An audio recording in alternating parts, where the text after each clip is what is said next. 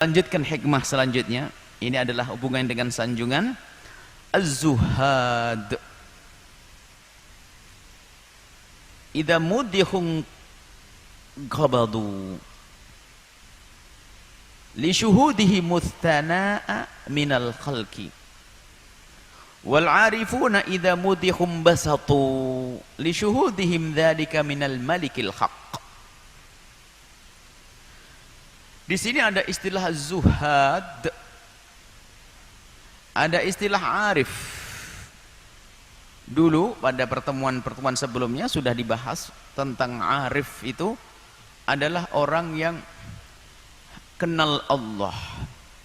Kalau sudah kenal Allah dengan sesungguhnya, maka baginya dunia ini adalah tidak akan mengganggunya. Kekayaan tidak menjadikan dia terlena, kefakiran tidak menjadikan dia juga gelisah. Maka bagi dia adalah Allah, arif, kenal Allah subhanahu wa ta'ala. Bukan gelar arif, gelar arifin billah palsu. Tapi memang kalau sudah orang makamnya makam ma'rifah, maka dia sudah kenal Allah secara sesungguhnya, sehingga dunia ini tidak akan mempengaruhi bagi dia. Dunia tidak akan mempengaruhi. Kalaupun menjadi orang kaya, tidak akan berubah sedikit pun akhlaknya. Kalaupun menjadi orang fakir pun juga tidak akan berubah. Arif. Datangnya harta tidak menjadikan dia terlena, dan hilangnya harta pun tidak menjadikan dia sedih. Biasa. Arif billah. Semua dunia tidak akan menjadi pengganggu bagi dia untuk dengan Allah subhanahu wa ta'ala, karena dia sudah kenal Allah subhanahu wa ta'ala. Kalaupun dia bekerja, mungkin dia seorang pebisnis, bahkan menjadi raja seperti Nabi Sulaiman. Beliau arif karena seorang nabi, pasti arif billah. Tapi kerajaan tidak akan menjadikan diri beliau adalah berubah. Tapi kalau yang tidak arif billah, apalagi yang di mata mereka adalah dunia, tahta, maka di saat dia mendapatkan tahta, di saat mendapatkan harta, maka akan berubah kesombongannya yang muncul. Tapi ini arif tidak. Arif tidak terganggu lagi. Kalau sudah ada emas di hadapannya, selagi bukan miliknya, tidak akan tergiur dia. Hilangnya kekayaannya tidak akan berubah bagi dirinya. Arif. Nah, kalau zuhad di sini adalah orang yang berusaha untuk menjadikan dirinya tidak tergiur dengan dunia, tapi bagi dia dunia ini masih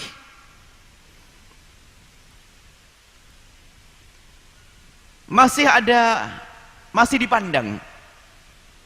Maka zuhud itu orang yang berusaha untuk menghindarkan dirinya daripada cinta dunia, hanya merindukan kepada akhirat. Berarti zuhud itu martabatnya di bawah arif. Kalau seorang arif, pasti dia seorang zahid.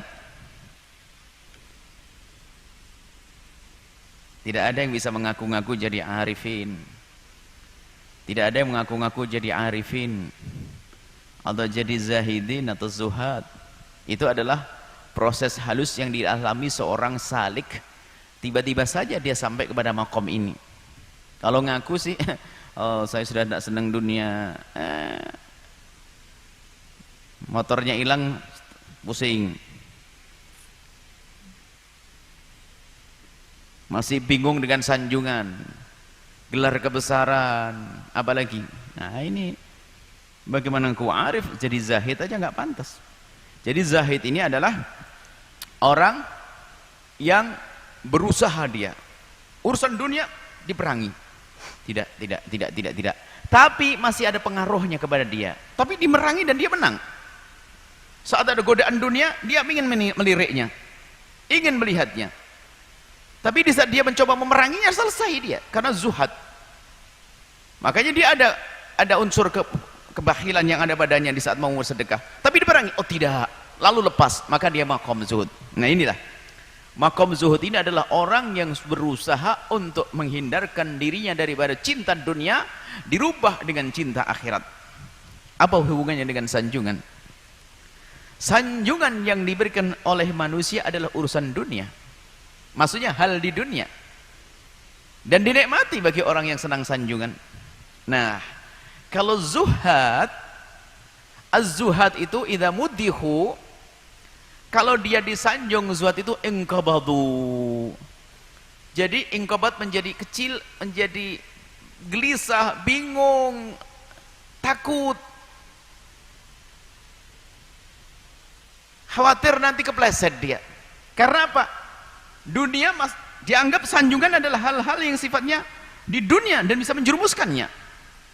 Maka di saat disanjung dia akan gelisah. Dia minta, ya Allah jangan sampai aku tertipu dengan sanjungan ini terus, ya Allah, ya Allah, ya Allah. Dia perangi agar dia tidak menikmati sanjungan tersebut. Lalu koreksi diri. Maka ingkabadu.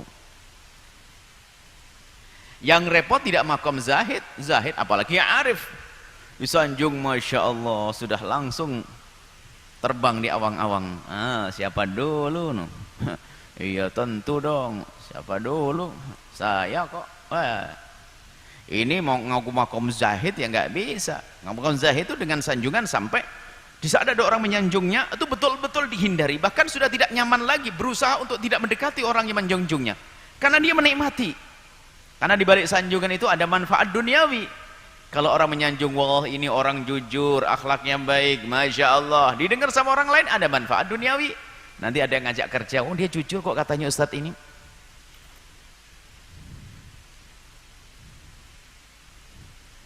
Maka sanjungan ini ada yang menjadikan seseorang semakin rusak.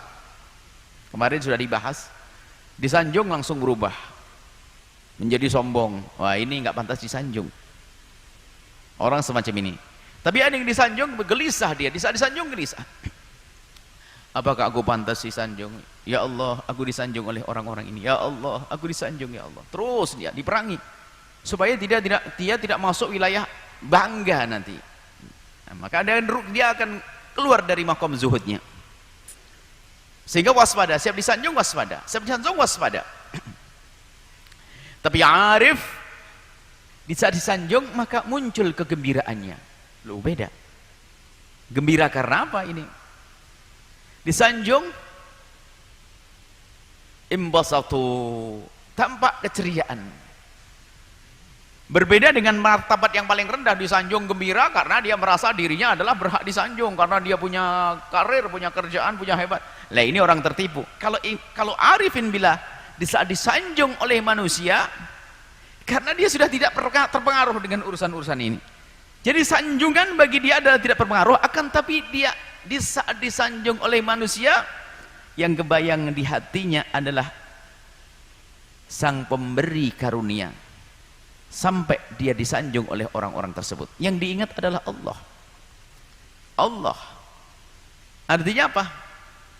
Merasa dia dinisbatkan dengan kebaikan, yang kebaikan urusannya dengan Allah, dia ada kesenangan. Oh, aku telah disanjung oleh orang karena aku dianggap sebagai seorang yang soleh atau seorang yang berakhlak mulia. Langsung dia ingat Allah, bahwasanya puji syukur kepadamu ya Allah, telah kau bimbing aku untuk berakhlak mulia ya Allah. Bukan kebayang dengan manusia yang menyanjungnya ini, bukan. Jadi saat disanjung langsung ingat Allah, ya Allah. Di saat orang pada kepleset akhlaknya, akan tapi aku tidak, ya Allah, puji syukur kepadamu ya Allah. Lihat senang dia, ya Allah, ya Allah. Bukan lalu dia malah action di depan penyanjung, tidak. Langsung dia menghadap kepada sang pencipta kemuliaan tersebut. Maka inilah arif billah. Maka nggak akan terpengaruh, dia tidak mengharap pemberian apapun dari dia. Maka ini sudah makom juga, ini nggak bisa. Ini adalah Imam Ibn Athaillah As-Sakandari bercerita tentang hal-hal semacam ini. Ini adalah urusan makom. Nggak boleh orang pura-pura, wah saya makom harus. Bagi anak sudah tidak terpengaruh sama sanjungan, diem-diem dicacim, gelisah. Orang yang tidak terpengaruh dengan sanjungan itu tandanya juga tidak terpengaruh di saat dicaci. Itu.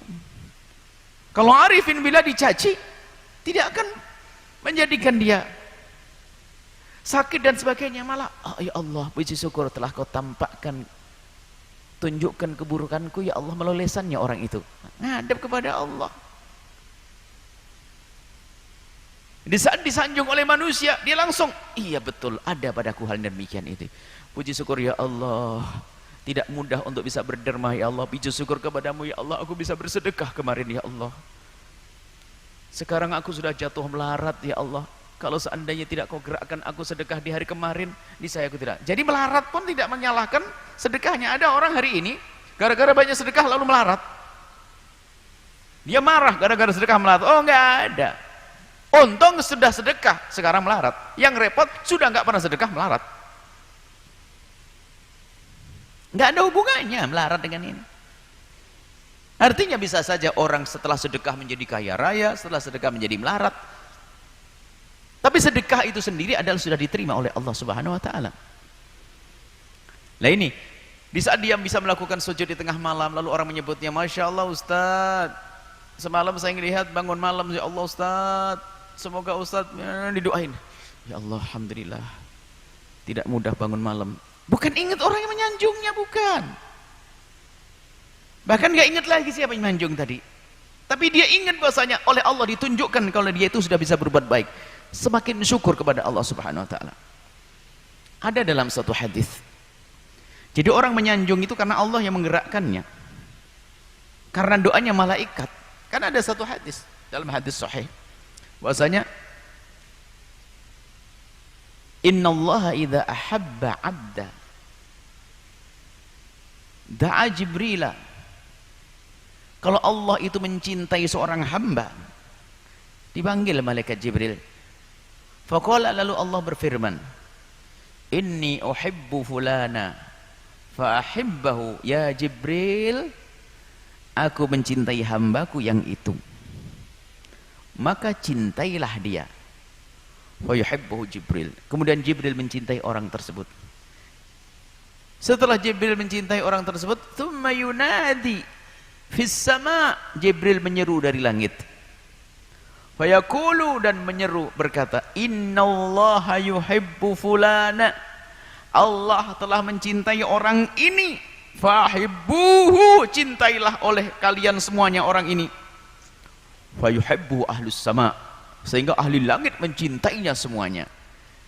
Thumma tudha, kemudian Allah berikan, diletakkan kepada orang tersebut, lahu, bagi orang tersebut, al-qabula. Thumma yudha lahul qabulu fil ardi, sehingga dia menjadi diterima, maksudnya disanjung di bumi. Nah ini. Jadi orang arif itu langsung nyambung kepada yang demikian ini.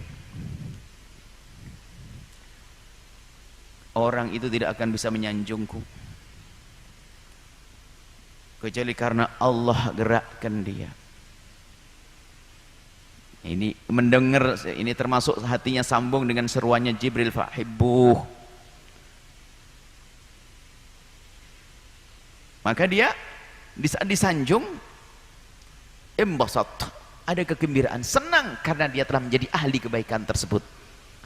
Dan tidak akan merubah dirinya lo menjadi sombong dan enggak ada, karena enggak pernah terpengaruh dengan orang yang menyanjungnya. Tapi dia sadar bahwasanya sanjungan Allah hadirkan melalui hamba-hambanya, ini tanda bahwasanya Allah mencintaiku, gitu.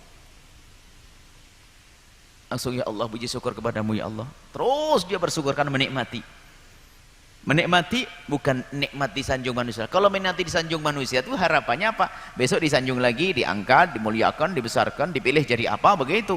Kalau ini enggak. Bahkan kalau meninggalkan manusia enteng baginya. Kalau harus pergi ke atas bukit. Sekarang yang senang disanjung sembunyi, pusing.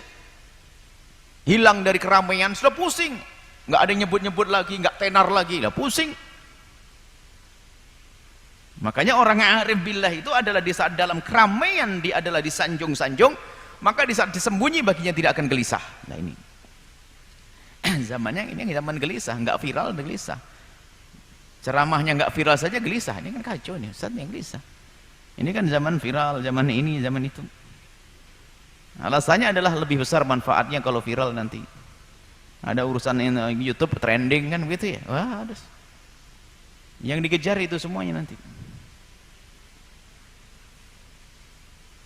Tapi kalau orang sudah arif billah itu nggak akan tergoda dengan itu semuanya. Nah, itu adalah makom. Tidak bisa semua orang ngaku-ngaku di saat disanjung. Kenapa kok kau senyum-senyum disanjung? Aku sudah sampai kepada Allah, aku bersyukur. Ini urusan syukur hati loh ya, nggak perlu diucap-ucap begitu. Jadi dalam kesadaran hati kita itu sendiri, kalau memang di saat kita disanjung oleh seseorang, ternyata kita langsung sambung kepada zat yang memberikan kebaikan kepada kita sehingga kita disanjung, maka kita adalah sudah masuk makom arif. Bahkan nggak peduli lagi siapa yang menyanjung kita tadi. Oh, kita ini kan gampang berubah. Sama orang yang menyanjungnya deket, kasih hadiah, wes, ya kan? Ah, ini repot kalau sudah sama yang ngolok. Nah, ini mau ngaku arif billah bagaimana ini? Subhanallah. Inilah ilmu membersihkan hati, ilmu menata hati. Kalau sudah sampai maqam arif billah, sanjungan seseorang tidak akan meruntuhkannya. Tidak akan menjadikan dia melambung lalu runtuh. Melambung dan kesombongan runtuh di hadapan Allah Subhanahu wa taala. Tidak. Akan tapi justru sanjungannya akan menjadikan dia ingat kepada Allah, mensyukuri karunia-karunia yang Allah berikan kepadanya. Mensyukuri akan adanya sitir-sitir yang Allah berikan kepadanya, sehingga orang-orang tersebut melihat kebaikannya dan tidak melihat kejelekannya, semakin dekat kepada Allah Subhanahu wa taala. Inilah yang bisa kami hadirkan. Semoga Allah menjadikan kita para arifin, para zuhad, yang kita tidak terperdaya dengan dunia, yang tidak terperdaya dengan dunia. Kalaupun diberi dunia hanya di tangan kita, tidak di hati kita, tidak menjadikan kita jauh dari Allah, akan tapi justru karunia-karunia dari tahta, dari harta yang Allah berikan justru menjadi kita semakin dekat kepada Allah Subhanahu wa taala. Wallahu a'lam bissawab.